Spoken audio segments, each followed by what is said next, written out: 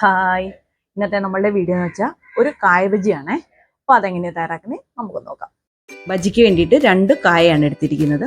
കുറച്ച് കടലമാവ്, കുറച്ച് അരിപ്പൊടി, കുറച്ച് മൈദപ്പൊടി, പിന്നെ ഇതിന് ചേർക്കാനുള്ള പൊടികൾ 1 സ്പൂൺ മുളക് പൊടി, 1/2 സ്പൂൺ കായപ്പൊടി, ആവശ്യത്തിന് ഉപ്പ്, 1 നുള്ളു സോഡാപ്പൊടി. ഇവയെല്ലാം കൂടിയിട്ട് നമുക്കിനി മറ്റൊരു പാത്രത്തിലേക്ക് മാറ്റാം. കടലമാവ്, പിന്നെ അരിപ്പൊടി, മൈദപ്പൊടി ഇതെല്ലാം ഞാൻ ഒരേ അളവിലാണ് ചേർത്തിരിക്കുന്നത്. കായപ്പൊടി ചേർത്ത് കൊടുക്കാം. പിന്നീട് എരിവിന് ആവശ്യമുള്ള മുളക് പൊടി,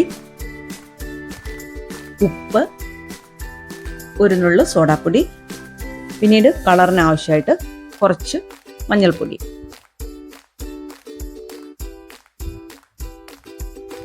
ഇതെല്ലാം കൂടിയിട്ട് നമുക്കൊന്ന് മിക്സ് ചെയ്യാം.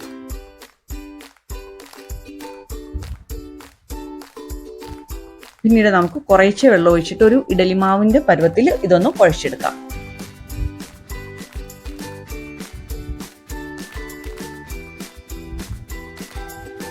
മാവൊക്കെ നന്നായിട്ട് കുഴഞ്ഞു വന്നിട്ടുണ്ട്.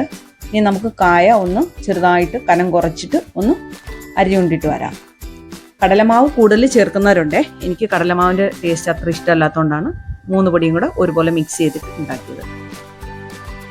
ഇനി നമുക്ക് ഇതൊന്ന് വറുത്ത് കോരിയെടുക്കാം. അതിലേക്കായിട്ട് ഒരു ചട്ടി വെക്കാം. ഞാൻ കുറച്ച് ഓയിലേ ഒഴിക്കുന്നുള്ളൂ, കാരണം പിന്നീട് ഈ ഓയിൽ ഉപയോഗിക്കത്തില്ല, അതുകൊണ്ടിട്ടാണ് കുറച്ച് ഓയിലിൽ വറുത്തെടുക്കുന്നത്. ഒരു കായ ഒന്ന് വറുത്തെടുക്കാം.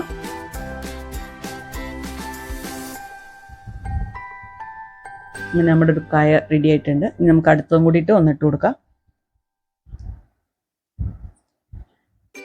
ഇങ്ങനെ നമ്മുടെ ബജിയെല്ലാം ഇവിടെ റെഡി ആയിട്ടുണ്ട്.